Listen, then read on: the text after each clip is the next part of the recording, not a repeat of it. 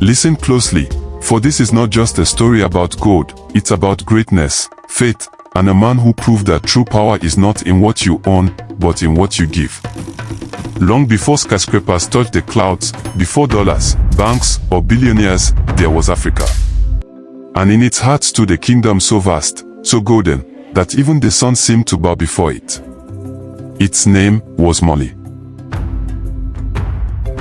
I am Mansa Musa, the King of Kings, ruler of my time. the man the world calls the richest who ever lived. But he was more than gold. He was destiny walking on 2 feet. They say when he journeyed across the desert, the sun glowed under his feet. That when he gave until kingdoms overflowed. Yet, behind his crown was a heart that carried both burden and blessing, a man searching not for wealth, but for meaning. So now, sit back. Listen. This is the untold story of Mansa Musa, the boy who became a king, the king who became a legend, and the legend who changed the world forever. The desert wind howled across the golden dunes, carrying whispers of a name, Mansa Musa, the man whose wealth shone brighter than the sun. But before he was a legend, he was a boy standing barefoot in the dust, watching soldiers march past with drums of gold. He looked at his mother, her hands raw from grinding millet. One day, he said softly, "I'll make Molly so rich, no child will ever go hungry again." Years passed. Musa's eyes learned to see what others ignored, the sweat of miners, the faith of builders, the wisdom of old travelers. When fate struck and the king died on a distant journey, Musa was chosen to rule. But the crown was heavy. His first night as king, he knelt before the moon and whispered, "If I am to lead, let my heart be pure." From that moment, his destiny changed. Gold became his servant, not his master. But the world would not understand that. The world would only see the gold. The empire of Mali stretched like a sunrise, wide, golden, and full of promise. Traders came from the north with salt, from the south with ivory, from the east with silk. The land breathed wealth, but Mansa Musa's eyes searched for something more. He heard whispers of a sacred place, Mecca, where kings and servants knelt side by side before one God. He stood before his council and said, "I will go there, to give thanks for all that Mali has been given." Gasps filled the hall. "But, my king," they said, "the journey is endless. The desert swallows men whole." Musa smiled gently. "Then let Mali's fate light the sands." He ordered preparations for a journey so grand the world would never forget it. 60,000 men, 80 camels each carrying gold, silk, and food for the poor.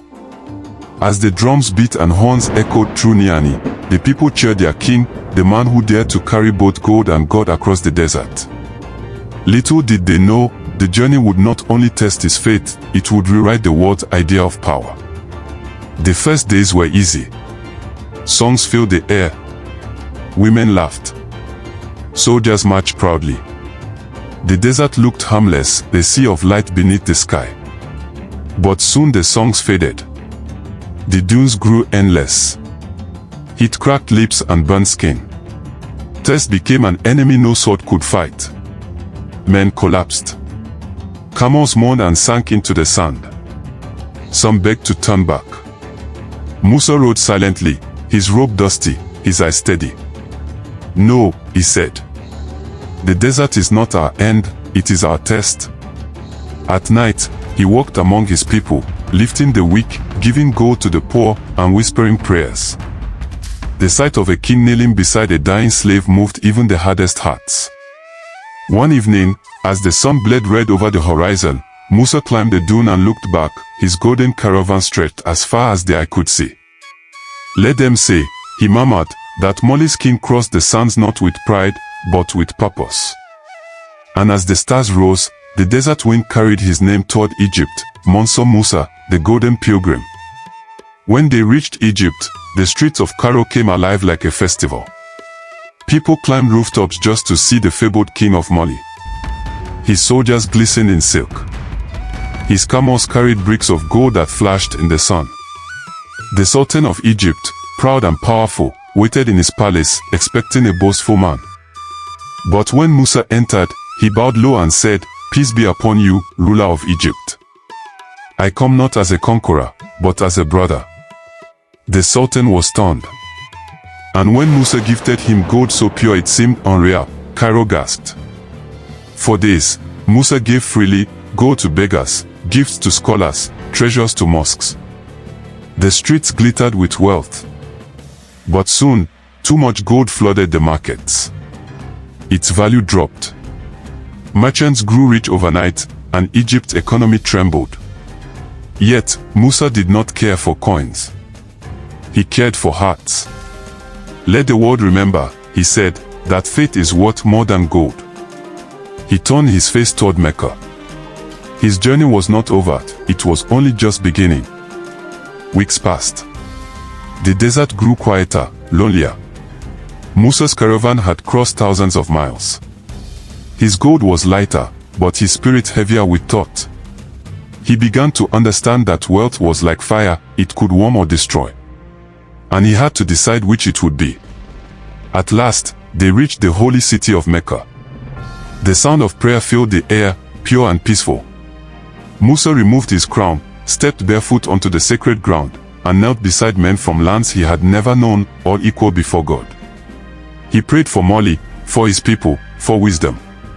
The world had called him the richest man alive. But in that moment, he felt smaller than a grain of sand under the desert moon. When he rose, tears gleamed in his eyes. "Now I understand," he whispered. "A man's worth is not in gold, but in the good he leaves behind." The journey had changed him. But what waited back home would test his legacy forever. News of Mansa Musa's pilgrimage spread faster than wind. In Cairo, merchants told stories of his generosity. In Mecca, pilgrims spoke his name with awe. And when he began his journey home, the world watched. Everywhere he passed, cities welcomed him with music and drums. Kings sent gifts. Scholars followed him to Mali, eager to live under his wisdom. When Musa finally saw the green field of his homeland again, his people shouted and danced. He had left as a king and returned as a legend. But Musa did not rest. He called builders, artists, and teachers. He used the gold not for himself, but to build Timbuktu, a city of light and learning. Mosques rose from red earth. Libraries filled with knowledge. Mali became the jewel of Africa, and Musa its beating heart. Centuries passed. Empires rose and fell. New kings came, new nations formed. But the name Mansa Musa never faded. Historians called him the richest man to ever live. But those who knew his story whispered something greater. He was the man who gave so much, he changed the value of gold itself. Today, when the desert wind blows over the ruins of old Mali, people still say it carries the sound of drums, the heartbeat of a king who dreamed beyond himself. And if you listen closely, you'll hear his promise still echo through the sands. Greatness is not in how much you have, but in how much you give. For in every age, from kings to common men, his truth remains, gold fades. Goodness does not. And that is the story of Mansa Musa, the boy who became a king, the king who became a legend, and the legend who still lives in every heart that dares to dream.